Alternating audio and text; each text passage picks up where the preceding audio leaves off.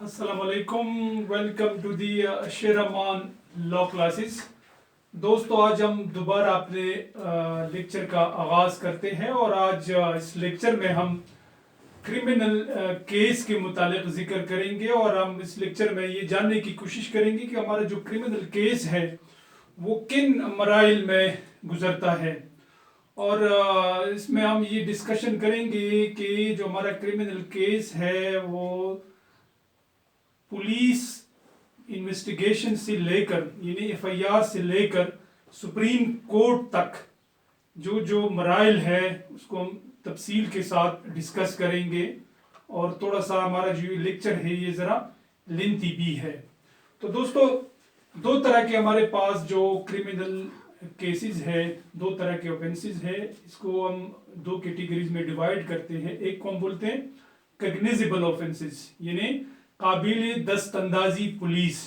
और जो second category के ऑफेंसेस है इसको हम बोलते हैं नाकाबिल दस्तंदाजी पुलिस या नॉन कग्निजेबल ऑफेंसेस।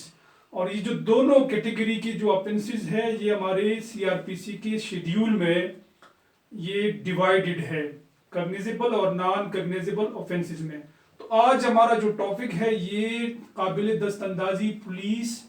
कग्निजेबल ऑफेंस से रिलेटेड है। काबिल दस्तंदाजी पुलिस को हम डिस्कस करेंगे, यानी पुलिस केस को, जिसको आम जबान में पुलिस केस बोलते हैं, इसको हम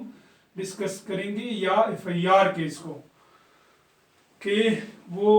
किन मराइल से ये केस गुजरता है। तो दोस्तों, जो हमारी एफआईआर हम रजिस्टर करते हैं, जिस प्रोविजन के तहत हम एक एफआईआर को लॉन्च करते हैं, वो प्रोविजन सीआरपीसी में जो है वो सेक्शन है 154। एफआईआर जब हम दर्ज करते हैं तो सेक्शन 154 के तहत पुलिस वाले एफआईआर को दर्ज रजिस्टर्ड करते हैं, और इसमें सेक्शन 154 में इसका प्रोसीजर मौजूद है। तो मुख्तलिफ तरीकों से एफआईआर दर्ज रजिस्टर्ड की जाती है। या तो यह है कि कोई मुद्दई, कोई पार्टी पुलिस स्टेशन जाके वहाँ पे पुलिस को इंफॉर्मेशन दे देती है किसी कग्निजेबल केस के बारे में कि फला शख्स ने ये केस किया है और उसने मतलब ये जुर्म कमिट किया है, और इसके बाद पुलिस वाले वो जो केस है वो दर्ज रजिस्टर करती है। या तो वो शख्स रिटन फॉर्म में एप्लीकेशन दायर करता है, या मतलब वो ज़बानी या तकर्रुरी बयान दे देता है और पुलिस वाले उस बयान को रिटन फॉर्म में एफआईआर की सूरत में दर्ज रजिस्टर करती है। ये पुलिस वालों की जिम्मेदारी है। या तो ये है। दूसरा प्रोसीजर ये है कि पुलिस वालों को इंफॉर्मेशन मिल जाती है कि फलाना जगह पे कोई वक़ूआ हुआ है, और पुलिस वाले वहाँ पे पहुँच जाते हैं और ऑन द स्पॉट मुद्दई का बयान रिकॉर्ड करते हैं, और इसके बाद पुलिस वाले अपनी कार्रवाई शुरू करती है।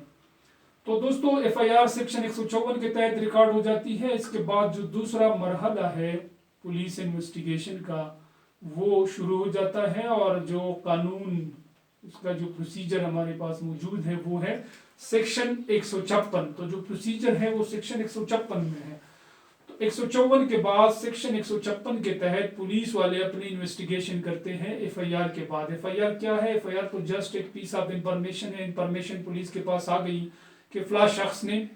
कोई जुर्म कमिट किया। फर्ज करें मैं जिक्र करता हूँ एक मर्डर केस का। फर्ज करें मिस्टर ए ने बी को कत्ल किया, पुलिस को इंफॉर्मेशन मिली। पुलिस को इंफॉर्मेशन मिलने के बाद पुलिस ऑन द स्पॉट पे पहुंच गई, और वहाँ पे पुलिस ने देखा कि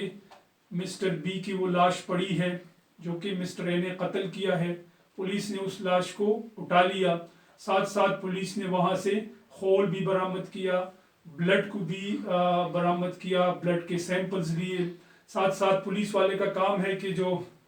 मुद्दई है उसका बयान रिकॉर्ड किया, वहाँ पे मौजूद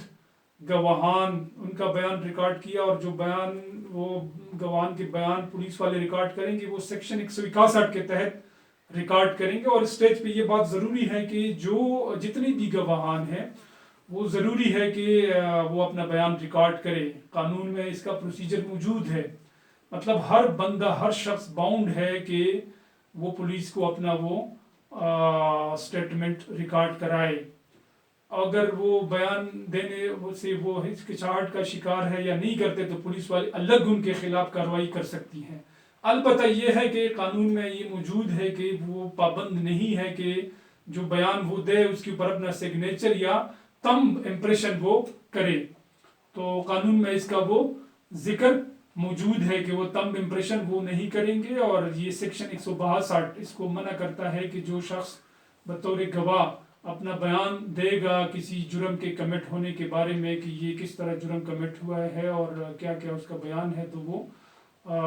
تمب امپریشن یا سگنیچر نہیں کرے گا. یہ سیکشن 162 اس کو ڈیل کرتا ہے. تو جو انویسٹیگیٹنگ آفیسر ہے وہ سارا وہ ایویڈنس کو کلیکٹ کرے گا. ابھی انویسٹیگیٹنگ آفیسر کون ہوتا ہے؟ بیسیکلی پولیس اسٹیشن میں تانے میں ہمارے پاس ایس ایچ او جس کو اسٹیشن ہاؤس آفیسر بولتے ہیں، جو 3 اسٹارز آفیسر ہوتے ہیں. بیسیکلی وہ بھی انسپیکٹر ہوتے ہیں لیکن تانے میں بطور وہ S H O station house officer وہ ڈیوٹی سر انجام دے دیتے ہیں. اس کے علاوہ مزید 2 اسٹارز انسپیکٹرز ہوتے ہیں اور سب انسپیکٹرز ہوتے ہیں. جو 2 اسٹارز ہیں ان کو سب انسپیکٹر یا تانیدار کہا جاتا ہے عام زبان میں. تو پولیس اسٹیشن میں 2 برانچز یا 2 ونگز ہوتے ہیں. ایک کو ہم بولتے ہیں آپریشن ونگ اور دوسرے کو ہم بولتے ہیں انویسٹیگیشن ونگ.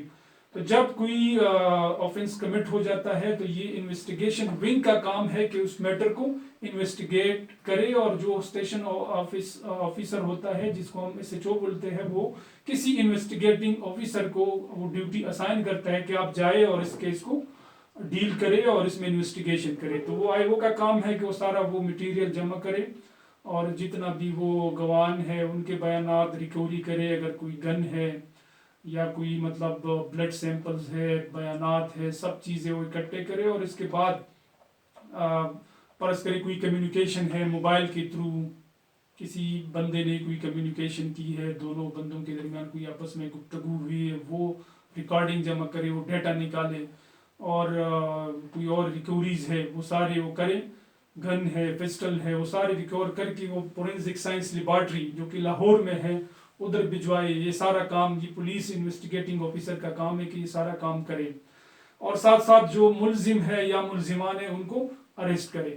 اور پھر اس کے بعد جب وہ ملزم کو یا ملزمان کو جب وہ انویسٹیگیٹنگ آفیسر اریسٹ کرتا ہے تو قانون کے مطابق یہ ضروری ہے کہ وہ ملزم یا ملزمان کو within 24 hours، یہ ضروری ہے. آئین میں بھی اس کا ذکر موجود ہے اور ہمارا جو سی آر پی سی ہے اس کے سیکشن 61 میں سیکشن 61 میں بھی اس کا ذکر موجود ہے کہ within 24 hours وہ پولیس آفیسر جو انویسٹیگیٹنگ آفیسر ہے وہ باؤنڈ ہے کہ اس ملزم کو مجسٹریٹ کے سامنے پیش کرے. اور جب وہ ملزم کو مجسٹریٹ کے سامنے پیش کریں گے تو جس قانون کے تحت وہ ملزم کو لے کے جائیں گے مجسٹریٹ کے سامنے پیش کریں گے تو اس کو ہم بولتے ہیں سیکشن 167. عام زبان میں اس کو ریمانڈ کہا جاتا ہے. تو ریمانڈ کیا ہے؟ ریمانڈ کا مطلب یہ ہے کہ جب پولیس والے کسی ملزم کو لے کر مجسٹریٹ کے سامنے پیش کرتے ہیں اور اس میں وہ ریکویسٹ کرتے بیسیکلی کہ یہ ملزم ہے، اس کو ہم نے اریسٹ کیا ہے اور 24 گھنٹے گزر چکے ہیں اور اس سے مزید تفتیش جاری ہے. وہ ایک ریٹن فارم میں ایک اپلیکیشن کی صورت میں وہ لکھتے ہیں اور اس اپلیکیشن کو عام زبان میں اس کو ہم بولتے ہیں پرچہ ڈگری. اس پرچہ ڈگری پہ وہ لکھتے ہیں کہ یہ ایف آئی آر ہے، یہ ایلیگیشنز ہیں، یہ ہم نے اریسٹ کیا ہے اور اس کا جو کسٹڈی ہمیں مزید درکار ہے، ان سے مزید ہم انویسٹیگیشن کریں گے اور مزید تفتیش ہم ان سے کریں گے، یہ ضروری ہے، تو مزید ہمیں اس کی کسٹڈی دو اور اس کے جو ضروری ہے ہمیں کہ یہ ان سے مزید تفتیش کریں. تو یہ مجسٹریٹ کا پھر کام ہے کہ وہ دیکھیں گے کہ اگر وہ ضروری سمجھتے ہیں مجسٹریٹ صاحب کہ جناب یہ ضروری ہے کہ ان سے مزید تفتیش درکار ہے، اور وہ اگر مطمئن ہو گئے جو انویسٹیگیٹنگ آفیسر ہے ان کی باتوں سے، تو وہ مزید مطلب وہ تفتیش کے لیے وہ ملزم دیں گے. اور اس سٹیج پہ یہ بات بھی انتہائی ضروری ہے کہ ہماری سی آر پی سی میں یہ بات موجود ہے کہ جب پولیس والے کسی ملزم کو مجسٹریٹ کے سامنے پیش کریں گے تو کم از کم وہ سب انسپیکٹر کے رینک کا بندہ ہوگا. مطلب کوئی کانسٹیبل یا ہیڈ کانسٹیبل کسی ملزم کو مجسٹریٹ کے سامنے پیش نہیں کر سکتے اگر کانسٹیبل یا ہیڈ کانسٹیبل کسی ملزم کو مجسٹریٹ کے سامنے پیش کریں گے تو یہ قانوناً یہ جرم ہے، تو یہ اختیار ان کے پاس نہیں ہے۔ کم از کم سب انسپیکٹر مجسٹریٹ کے سامنے جائیں گے اور ملزم کو پیش کریں گے، تو مجسٹریٹ یہ دیکھیں گے کہ اگر ضروری ہے کہ ان سے تفتیش لازمی ہے، مزید کوئی تفتیش درکار ہے، تو وہ جناب وہ مزید تفتیش کے لیے ملزم کو پولیس کے حوالے کریں گے۔ لیکن اس کے لیے ضروری ہے کہ مجسٹریٹ باقاعدہ ریزن لکھے گا، یہ قانون میں اس کا پروویژن موجود ہے کہ مجسٹریٹ ریزن ریکارڈ کرے گا، اور جو ریزن لکھے گا اس ریزن کو سیشن جج کے پاس بھجوائے گا کہ جناب یہ ریزنز ہیں، پولیس والے میرے پاس آئے، فلاں ملزم کو میرے پاس پیش کیا، ان کے خلاف یہ ایلیگیشن ہے، یہ پرچہ ڈگری ہے، اور اس میں ریکویسٹ کی کہ جناب مزید ریمانڈ درکار ہے، میں نے یہ ریزنز ہے، یہ وجوہات ہے، یہ ان سے ریکوری ہونی ہے، اور اس کو بنیاد بنا کر میں نے یہ فلاں ملزم یا فلاں ملزمان کے میں نے مزید ریمانڈ اتنے 2 دن کے لیے، 4 دن کے لیے، 5 دن کے لیے دے دی، یہ ریزنز وہ ریکارڈ کرے گا، یہ ضروری ہے۔ اگر کوئی مجسٹریٹ وداؤٹ ریزن ریمانڈ دے دیتا ہے میکینیکلی تو یہ انلیگل ہے اور قانون میں اس کی اجازت ہرگز نہیں ہے۔ اچھا، اسی طرح اگر مجسٹریٹ یہ سمجھتے ہیں کہ جناب یہ جو پولیس کی جو ریکویسٹ ہے یہ بیس لیس ہے، کوئی اس میں اس کا کوئی بنیاد نہیں ہے، اور تفتیش آلریڈی مکمل ہو چکی ہے، ریکوری ہو چکی ہے، کوئی مزید ریکوری درکار نہیں ہے اور صرف وقت کا ضیاع ہے، تو وہ ایک چھوٹا سا آرڈر پاس کریں گے، اور اس کے بعد مجسٹریٹ آرڈر جاری کریں گے، اور اس آرڈر کے بعد جو ملزم ہے یا ملزمان ہے وہ جوڈیشل کریں گے، یعنی جیل بھجوائیں گے۔ اور یہ وہی سٹیج ہے کہ جب ملزم جیل چلا جاتا ہے تو جو ملزم کے وکیل ہے ان کے پاس موقع ہے کہ اس کے بعد وہ درخواست دے سکتے ہیں ضمانت کے لیے، یعنی جب تک، یہ بات نوٹ کرے خاص کر ہمارے جو ینگ لائرز ہے، یہ بات انتہائی ضروری ہے کہ جب تک ملزم پولیس کی کسٹڈی میں ہے، یعنی ملزم تانے میں ہے، تو ہرگز ضمانت کی درخواست دائر نہیں کیا جا سکتا ہے، یعنی جب ملزم تانے میں درخواست ضمانت نہیں دے سکتے، لیکن جب ملزم جیل چلا جاتا ہے تو تب ہم ضمانت کے لیے درخواست منہ کر سکتے ہیں۔ تو اس کے بعد جب ملزم جیل چلا جاتا ہے تو یہ ریمانڈ جو ہے اس کو ہم جوڈیشل ریمانڈ بولتے ہیں، جو کہ 15 دن کے لیے وہ جوڈیشل ریمانڈ پہ ملزم جیل چلا جاتا ہے، اور اس کے بعد پولیس اپنی کارروائی جاری رکھتے ہیں، اور اس کے بعد جتنی بھی ان کے وہ مزید وہ کارروائی وہ کرتے ہیں، جس میں مزید اگر کوئی مطلب ڈاکومنٹس ہے وہ کلیکٹ کرنا، ساتھ ساتھ جو مزید لوگوں کو تانے بلانا، ان کے بیانات ریکارڈ کرنا، اسی طرح فورنزک جو رپورٹس ہے وہ واپس کلیکٹ کرنا، اسی طرح اگر موبائل کا کوئی ڈیٹا ہے اس کو میچ کرنا، ساری چیزیں کلیکٹ کر کے مرتب کرنا، اور وہ ایک رپورٹ تیار کریں گے جس کو 173 کی رپورٹ یا چالان، عام زبان میں اس کو چالان بولتے ہیں، اور قانون میں اس بات کا ذکر موجود ہے 173 کے جو رپورٹ ہے اس میں اس بات کا ذکر موجود ہے کہ جو چالان ہے وہ جلد سے جلد ہو، یعنی اسپیسیفک ٹائم نہیں دیا گیا ہے، لیکن اس میں یہ ذکر موجود ہے کہ جتنا جلدی ہو سکے پولیس والے چالان کو سبمٹ کریں گے۔ تو جب پولیس والے جب تک چالان سبمٹ نہیں ہے ملزم جیل میں رہے گا، تاریخوں پہ وہ آتا رہے گا، مجسٹریٹ کے سامنے پیش ہوتا رہے گا، ایک نارمل اسی طرح ایک سلسلہ چلتا رہے گا، اور جب ان کا وہ کیس مکمل ہو جائے، چالان مکمل ہو جائے، تو وہ اس کے بعد مجسٹریٹ جو ہے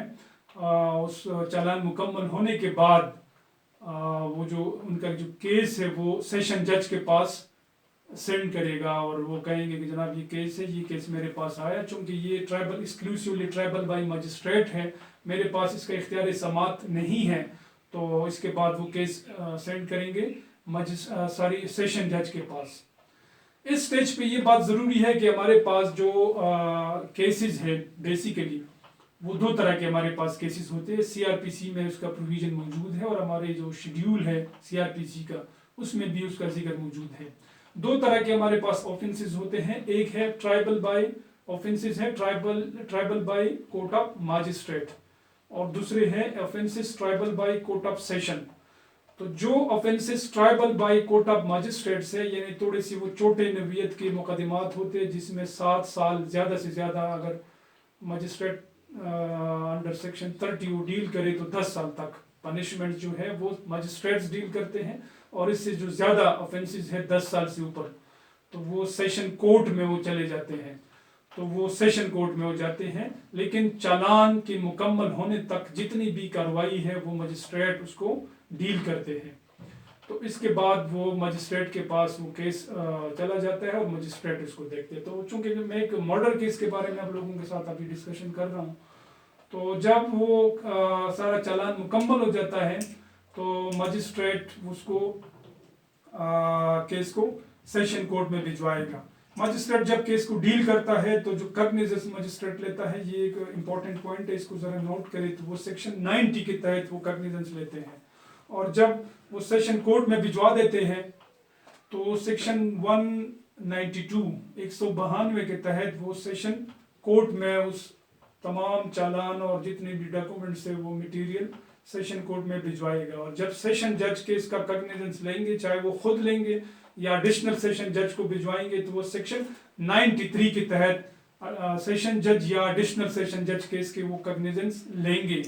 اور اس میں اس طرح ہے کہ جب وہ کگنیزنس لیں گے کیس کے تو وہ پبلک پروسیکیوٹر کو طلب کریں گے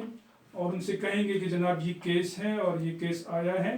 اور یہ ڈاکومنٹس ہے، اور اس کے بعد جو ملزم پیش ہوں گے جیل سے، اگر ضمانت ہے تو تب بھی وہ جو سیشن جج صاحب ہے یا ایڈیشنل سیشن جج صاحب ہیں وہ سیکشن 265C کے تحت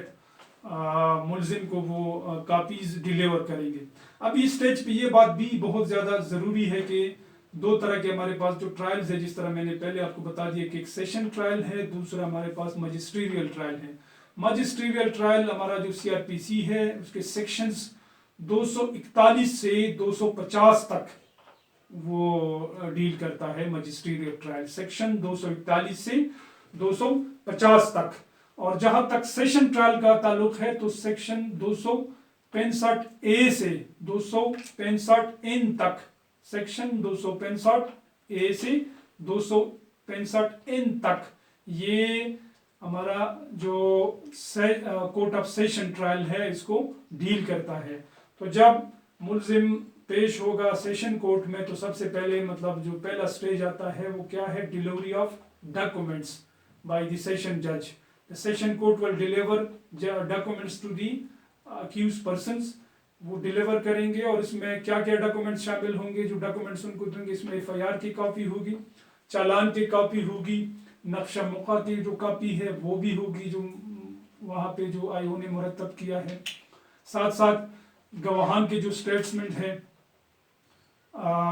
جس میں 161 اور 164 کے جو بیانات ہے، جو بیان کسی گواہ نے یا مطلب ملزم نے اگر دیا ہے مجسٹریٹ کے کورٹ میں، جس کو ہم 164 کے بیانات بولتے ہیں، تو 161 پولیس کے سامنے بیان، 164 مجسٹریٹ کے سامنے بیانات، وہ تمام بیانات جو ہے وہ بھی مطلب ڈیلیور کریں گے سیشن جج صاحب ملزم کو، اور اس طرح مطلب جو دوسرے ڈاکومنٹس ہیں وہ سارے ڈاکومنٹس دیں گے، اور ملزم سے کہیں گے کہ یہ آپ کے خلاف یہ ڈاکومنٹس ہے اور یہ کیس ہے، اور آپ اپنا کیس پلیڈ کرنا چاہتے ہو یا مطلب جرم کو تسلیم کرتے ہو۔ اگر ملزم یہ کہتا ہے کہ جی میں اپنا جرم کو تسلیم کرتا ہوں تو پھر سیکشن 265E کے تحت، جس کو ہم بولتے ہیں پلی آف گلٹ، تو 265E کے تحت وہ اپنا جرم تسلیم کرے گا، اور دین اینڈ دیئر جج صاحب ان کو سزا دیں گے۔ اگر اس نے قتل کیا ہے اور اس نے یہ مانا کہ میں نے یہ جرم کیا ہے اور بیان دے دیا کورٹ میں، تو سیشن جج کے پاس کوئی اور آپشن نہیں ہے، اور وہ باقاعدہ ڈیتھ سینٹنس کو اناؤنس کریں گے، یعنی پھانسی کی وہ سزا دیں گے، لیکن اس سے پہلے ان کو اپرچونٹی دیں گے کہ وہ سوچے، اور بار بار ان کو موقع دیں گے، اور وہ ان سے کہیں گے کہ آپ والنٹیرلی اپنا بیان دے رہے ہو، بار بار ان کو موقع دیں گے، سوچنے کا ٹائم دیں گے۔ اگر ملزم نے کہا کہ جی میں تسلیم کرتا ہوں اور مجھے سوچنے کا موقع مل گیا ہے اور میں والنٹیرلی اپنا بیان دے رہا ہوں کہ میں نے یہ جرم کمٹ کیا ہے، تو پھر جج صاحب ججمنٹ اناؤنس کریں گے۔ لیکن اگر ملزم انکار کرتا ہے کہ نہیں میں نے جرم نہیں کیا ہے اور میں جرم کو تسلیم نہیں کرتا ہوں، تو پھر جج صاحب کہیں گے کہ ٹھیک ہے آپ اپنا وہ وکیل پیش کرے، تو ملزم کہیں گے جی یہ میرا وکیل ہے، یہ اس کا وکالت نامہ ہے، اور اس کے بعد باقاعدہ ٹرائل شروع ہوگا. اور اس کے بعد جج صاحب جو گواہان ہیں ان کو طلب کریں گے. اور گواہان ہمارے پاس دو طرح کے گواہان ہوتے ہیں، ایک تو پرائیویٹ وٹنسز ہیں جو عام لوگ ہوں گے جو بطور گواہ لسٹ میں شامل ہوتے ہیں پولیس کے ریکارڈ پہ، جو چالان ہے اس کے فارمز میں کالمز ہوتے ہیں اس میں ان کے نام ہوتے ہیں، وہ گواہ آئیں گے. کالمز کے علاوہ کوئی بندہ بطور گواہ جو کالم ہے اس کا نام نہ ہو کرمنل کیس میں وہ نہیں آ سکتے. یہ ایک لیگل بات ہے، یہ نوٹ کریں. جس کا نام کالم میں کرمنل کیس میں شامل نہ ہو، لسٹ میں شامل نہ ہو، وہ بطور گواہ کسی بھی کرمنل کیس میں نہیں آ سکتے ہیں. تو دو طرح کے گواہان ہیں، ایک پرائیویٹ وٹنسز ہیں اور ایک سرکاری گواہان ہیں. سرکاری گواہان میں پولیس ہیں، ٹھیک ہے، جو پراسیکیوشن نے ان کو پیش کیے. ساتھ ساتھ مطلب اگر کوئی ڈاکٹر ہے جس نے ملسی یا پوسٹ مارٹم رپورٹ مرتب کیا ہو وہ ہو سکتے ہیں. اس کے علاوہ جس نے مطلب وہ فورینزک رپورٹ تیار کیا ہو وہ ہو سکتے ہیں. یا اگر کوئی مطلب جس نے کوئی واٹس ایپ یا موبائل کا ڈیٹا یا پولیس فون ڈیٹا لیا ہو وہ ہو سکتے ہیں. وہ بطور سرکاری گواہان آ سکتے ہیں، کورٹ میں اپنے بیانات دیں گے. اور اس کے بعد جب ان کے بیانات کمپلیٹ ہو جائیں گے جس کو ہم بولتے ہیں چیف ایگزامینیشن، تو وہ بطور چیف ایگزامینیشن اپنے بیان دیں گے اور جو ملزم کا وکیل ہے وہ اس کے اوپر جرا کریں گے. ساتھ ساتھ جو پبلک پراسیکیوٹر ہے، سرکاری وکیل ہے، وہ سرکار کی طرف سے یعنی مدعی کی طرف سے کورٹ کو اسسٹ کریں گے. ساتھ ساتھ مدعی کے جو وکیل ہے وہ بھی کورٹ کو اسسٹ کریں گے مدعی کی طرف سے. اور اسی طرح یہ کیس چلے گا. اور اس کے بعد جب یہ سارا کمپلیٹ ہو جائے، گواہان کے بیانات کمپلیٹ ہو جائے، تو اس کے بعد ملزم سے جج صاحب کہیں گے کہ آپ آ جاؤ اور اپنا بیان دے دو. اس کو ہم بولتے ہیں بیانی ملزم. سیکشن 342 کے تحت ملزم آئے گا اور ملزم اپنا بیان دے گا، لیکن جو بیان دے گا وہ وکیل کے تھرو اپنا بیان ریکارڈ کرے گا تاکہ ملزم سے کوئی غلطی نہ ہو. تو وہ اپنا بیان وکیل کے تھرو بیان دے گا. اور دو طرح کا بیان ہوتا ہے، یا تو وہ ان اوتھ دے گا، ان اوتھ بھی بیان دے سکتا ہے اور ود آؤٹ اوتھ بھی بیان دے سکتا ہے. دو آپشنز موجود ہیں. لیکن اس میں ڈفرینس یہ ہے کہ اگر فرض کرے ملزم نے ان اوتھ بیان دیا تو پھر ان کو کراس ایگزامن کیا جائے گا، یعنی پبلک پراسیکیوٹر کو یا مدعی کو وکیل کو موقع ملے گا کہ ملزم کو کراس ایگزامن کیا جائے، ان کے اوپر وہ جرا کریں گے. لیکن اگر ملزم نے انکار کیا کہ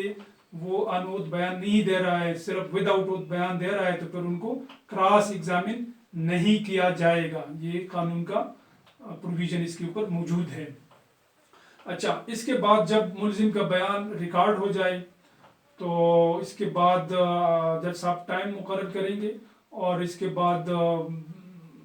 دونوں وکلا سے کہیں گے کہ آپ اس کے اوپر اپنے دلائل، اپنے آرگومنٹس دیں، اور اس کے بعد دونوں وکلا اپنے آرگومنٹس دیں گے. مین وائل اگر اس کیس میں کوئی ایسا گواہ ہو جس کی وہ طلبی ضروری ہے، یا ملزم اپنا کوئی گواہ پیش کرنا چاہتا ہو اور اس کے پاس ٹھوس ثبوت موجود ہو، تو وہ ایک اپلیکیشن دے سکتے ہیں اپنے وکیل کی تھرو، اور سیکشن 540 کے تحت عدالت اس گواہ کو طلب کر سکتی ہے. یہ پوائنٹ انتہائی ضروری ہے کہ کوئی میٹیریل وٹنس ہو، ملزم چاہتا ہو کہ اس گواہ کو پیش کرنا ضروری ہے تاکہ قانون اور یہ جو اس کے ضابطے ہیں اور ان کو انصاف مل سکے، یا عدالت خود یہ سمجھتی ہے کہ یہ کوئی گواہ ہے، عدالت کے نوٹس میں ہے اور اس کا پیش ہونا ضروری ہے، تو عدالت خود ہی سیکشن 540 کے تحت اس گواہ کو طلب کر سکتی ہے. تو جو یہ سارا پروسیجر جب مکمل ہو جائے تو اس کے بعد دلائل، اور دلائل سننے کے بعد جج صاحب ایک ٹائم مقرر کریں گے، اور اس کے بعد کورٹ جو ہے ول اناؤنس دی ججمنٹ، جج فیصلہ دیں گے. اور دو آپشنز ہیں، the court either will convict the accused, یا تو مطلب ملزم کو سزا ہوگی اور یا ملزم بری ہو جائیں گے. اگر اس نے جرم کیا ہے اور پراسیکیوشن نے کیس ثابت کیا تو ہی ول بی کنوکٹڈ. اگر پراسیکیوشن نے کیس ثابت نہیں کیا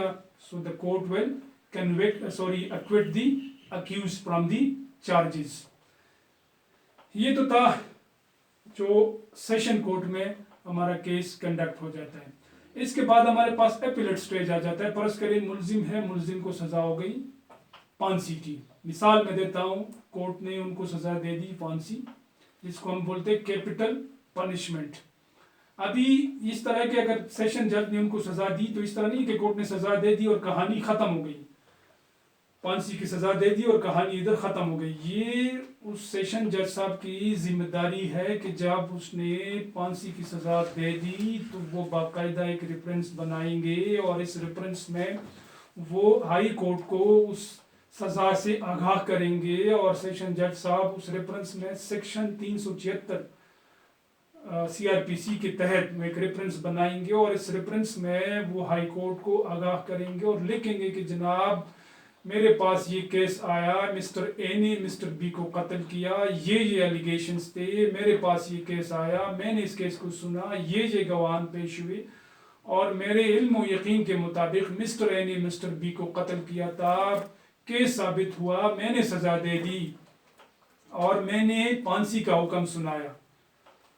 और ये केस है और आप इस केस को अभी देख ले, ये कानून है। तो इसके बाद हाई कोर्ट का ये काम है कि हाई कोर्ट आया, अब ये इख्तियार हाई कोर्ट के पास है कि उस सज़ा को मेंटेन करे या ना करे, ये हाई कोर्ट का काम है। और जो मर्डर रेफरेंस जाएगी हाई कोर्ट में तो हाई कोर्ट की 2 जजेस उस केस को फिर सुनेंगे, वो केस को फिक्स करेंगे और इसमें इस तरह है कि वो जो वो मर्डर रेफरेंस फिक्स होगी उसमें सरकार की तरफ से मतलब वकील भी पेश होंगे और मुलजिम की तरफ से सरकारी खर्चे पे भी वकील मुकर्रर हो सकते हैं। अगर मुलजिम गरीब है और उनके पास वो अरेंजमेंट नहीं कर सकते हैं मुलजिम, तो सरकारी खर्चे पे स्टेट के एक्सपेंस पे हाई कोर्ट वकील मुकर्रर करेंगे और बाकायदा उसकी समाअत होगी। और इसके साथ साथ अगर मुलजिम ने अपने लिए कोई अपील किया हो या मुलजिम के अपील किया हो या मुलजिम के वरसा ने अपील किया हो तो वो अपील भी उसके साथ फिक्स होगी। और आम तौर पे ये भी होता है कि जब मुलजिम जेल में होता है तो जेल से भी सुपरिटेंडेंट जेल के तहत भी अपील वो दायर करते हैं। तो देखा जाएगा कि चाहे मतलब बाहर से अपील हो या जेल से अपील हो, वो उस मर्डर रेफरेंस के साथ दोनों एक साथ कंसोलिडेट होंगे और एक साथ उसी पे कंसोलिडेटेड जजमेंट दिया जाएगा। तो या तो मुलजिम इसके बाद जो जजमेंट आएगी तो उस जजमेंट के खिलाफ या उसके हक में जो अगला पूरम है वो हमारे पास सुप्रीम कोर्ट ऑफ पाकिस्तान है। और सुप्रीम कोर्ट ऑफ पाकिस्तान में इस तरह है कि सुप्रीम कोर्ट ऑफ पाकिस्तान जब हम अपील दायर करते हैं तो इसका तरीक़ाकार थोड़ा सा अलग है। सुप्रीम कोर्ट में हम डायरेक्ट इस तरह की अपील भी दायर तो कर सकते हैं, लेकिन 2 तरह के वो केसेस होते हैं। या तो हम उसमें हमें देखना पड़ता है, वो थोड़ा सा बहुत ज़्यादा कॉम्प्लिकेटेड है, यानी सुप्रीम कोर्ट में हमें डायरेक्ट इजाज़त बहुत कम केसेस में है कि हम जाके सुप्रीम कोर्ट में केस फाइल कर सके। ज़्यादातर केसेस में हम लीव टू दायर करते हैं, हम मतलब एक दरख्वास्त पहले दायर करते हैं कि जनाब ये केस है और इसमें हमें इजाज़त दी जाए, इजाज़तनामा हम लेते हैं तो लीव दायर करते हैं। तो जब हम डायरेक्ट अपील करते हैं सुप्रीम कोर्ट में तो इसके लिए जो प्रोविजन मौजूद है वो है section 185 sub section 2 of the constitution of Pakistan, जिसमें हम सुप्रीम कोर्ट में डायरेक्ट अपील दायर कर सकते हैं। लेकिन ज़्यादातर केसेस में हमें इजाज़त नहीं होती कि हम सुप्रीम कोर्ट में डायरेक्ट अपील दायर करें, तो हम क्या करते हैं कि हम लीव के थ्रू जाते हैं और सुप्रीम कोर्ट में हम इल्तिजा करते हैं और हम लीव दायर करते हैं। Supreme court rules and orders है 1980 के, उसके तहत, और इसका जो ऑर्डर 23 है, order 23 of supreme court rules and orders, इसके तहत हम सुप्रीम कोर्ट में लीव टू अपील दायर करते हैं और वहाँ पे सुप्रीम कोर्ट में कम से कम 2 जजेस की बेंच तश्कील हो जाती है, जिसमें कम से कम 2 जजेस साहिबान सुप्रीम कोर्ट के बैठते हैं और इसके बाद वो केस को सुनते हैं। और सुप्रीम कोर्ट में आम तौर पे तो ये होता है कि वहाँ पे विभाग की तरफ से अटॉर्नी जनरल या डिप्टी अटॉर्नी जनरल या एडिशनल अटॉर्नी जनरल साहब पेश होते हैं। लेकिन चूंकि मैं मर्डर केस की बात कर रहा हूँ तो ये ज़्यादातर ये सूबाई मामलात होते हैं, तो अगर ये केस सूबे की तरफ से है, अगर इस्लामाबाद का है तो फिर तो इसमें अटॉर्नी जनरल या डिप्टी अटॉर्नी जनरल या एडिशनल अटॉर्नी जनरल पेश होंगे अगर इस्लामाबाद का एरिया है। لیکن اگر یہ صوبے کا میٹر ہو، صوبہ ہو پرت کے پی کے کا کوئی کیس ہو، تو پھر advocate general, deputy advocate general یا اسسٹنٹ ایڈوکیٹ جنرل پیش ہوں گے سپریم کورٹ میں، اور وہ سرکار کی طرف سے وہ بطور پروسیکیوٹر پیش ہوں گے اور باقاعدہ سپریم کورٹ کو اسسٹ کریں گے اور کیس میں. اور اسی طرح ملزم کی طرف سے بھی، مطلب وہ اپنے ملزم کی طرف سے بھی وکیل پیش ہوں گے اور وہ اپنے دلائل دیں گے. تو اس کے بعد وہ کیس ڈیسائیڈ سپریم کورٹ اس میں فیصلہ دے گی. لیکن سپریم کورٹ میں اس طرح کہ اگر فرض کریں لیو ٹو اپیل دائر ہو گئی ملزم کی طرف سے، تو سپریم کورٹ میں اس طرح ہے کہ وہ فوراً اس میں نوٹس نہیں کرتی ہے. سپریم کورٹ سب سے پہلے supreme court leave to appeal میں یہ دیکھے گی کہ اگر کیس میں جان ہے، اور سپریم کورٹ اپنے آپ کو مطمئن کرے گی کہ اگر کیس واقعی مطلب کیس جاندار ہے اور اس میں کوئی جان ہے اور سپریم کورٹ کو ضرورت ہے اس میں انٹرپشن کرنے کی، تو تب مطلب سپریم کورٹ لیو گرانٹ کریں گی، اور لیو گرانٹ کرنے کے بعد اس کو اپیل میں کنورٹ کرے گی، اور اس کنورٹ کرنے کے بعد سپریم کورٹ نوٹس کرے گی صوبائی حکومت کو، اور جتنی بھی ریکارڈ ہے وہ طلب کرے گی، اور اس کے بعد جو مدعی پارٹی ہے ان کو نوٹس کریں گے اور باقاعدہ سماعت کے لیے وہ اپیل کو فکس کرے گی، اور اس کے بعد سپریم کورٹ اپنا فیصلہ دے گی. اور اسی طرح یہ جو کرمنل ٹرائل ہے یہ اپنے اختتام کو پہنچتا ہے. تو یہ تھا ہمارا لیکچر جو کرمنل کیس سے ریلیٹڈ تھا، جس کو میں نے آپ لوگوں کے ساتھ ڈسکس کیا. ہمارا جو اگلا لیکچر ہے وہ ہے آئیڈینٹیفیکیشن پریڈ، یعنی جیل میں جو آئیڈینٹیفیکیشن پریڈ ہوتی ہے اس کو ہم ڈسکس کریں گے ڈیٹیل کے ساتھ. اگلے لیکچر میں انشاءاللہ دوبارہ میں آپ کی خدمت میں حاضر ہوں گا. تب تک کے لیے اجازت دیجیے. اللہ حافظ. Thank you.